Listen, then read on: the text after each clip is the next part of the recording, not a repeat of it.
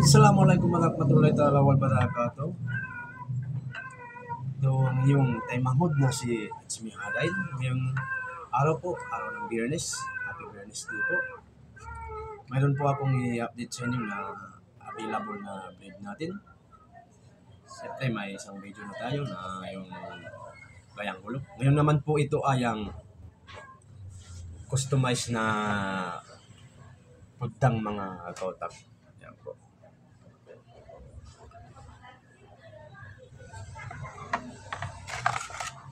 Ayan po mga kautak.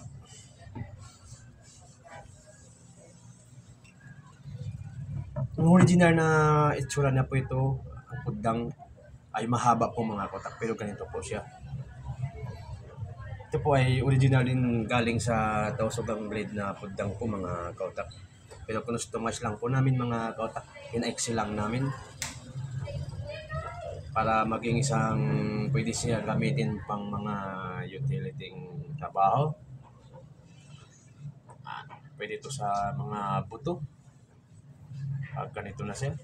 May haba lang po itong mga kautak. Ang blade niya po ay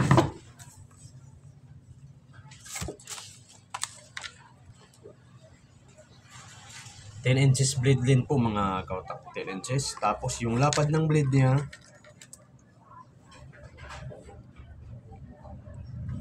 hindi sumakto ng 3 inches po mga kautak, pero malapit na po siya mga kautak. Malapit na po.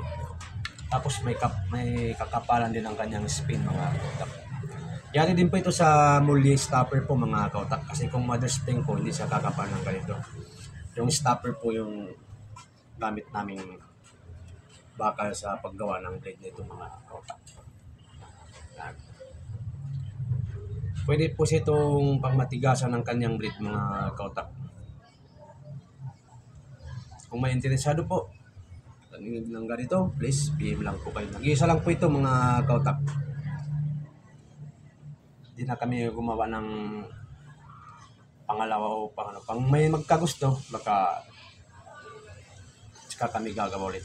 So, ginawa lang namin na sample. Kasi yung palagi na namin ginagawa talaga yung nasanayan namin na barong or kalis. At palagi po. Dami po tayong stock na gano'n. Ang lander na po ito ay tawag namin sa kahoy na ginamit namin ay total po. Kahoy na total. Pero hindi namin po ito palagi nagagamit kasi medyo may kakatiyan po sa katawan o kaya sa amoy. Sangsang po sa amoy ang kahoy na ito mga kautak. Ito naman po ang kanyang scabbard. Parehas na kahoy din ang gamit namin mga kautak. Ayan po. Ayan po. Pulok kill po talaga mga kautak. Ayan. Total na kahoy din po yung ginamit namin dito mga kautak. Ayan. Meron pa itong dalawang kasama pero hindi na po siya pudang blade. Pero pagkikita ko rin po sa video, i-upload ko rin po yung mga kautak.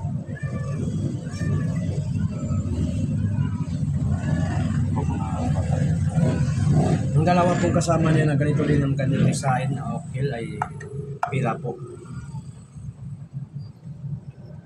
Ayan po mga kautak, mga interesado, kaya PM lang or kahit comment below mga kautak.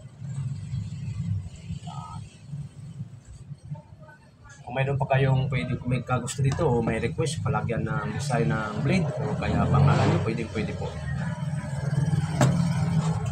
Ayan po mga kautak, tingnan natin yung overall din niya po. Mula handle pati scabbard.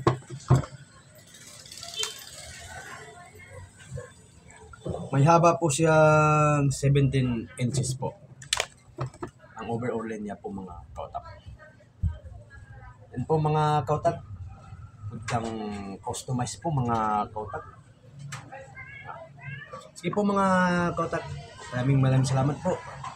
Pag di pong kakalimutan, please po follow my feeds at sa ating YouTube channel. Please subscribe, like, and share po mga kautak para update kayo para palagi sa mga bagong video i-upload natin na mga mag-upload tayo ng mga authentic Tausug blade po mga kautak. Maraming salamat po palaging suporta sa aming mga Tausug Pandayan mga kautak.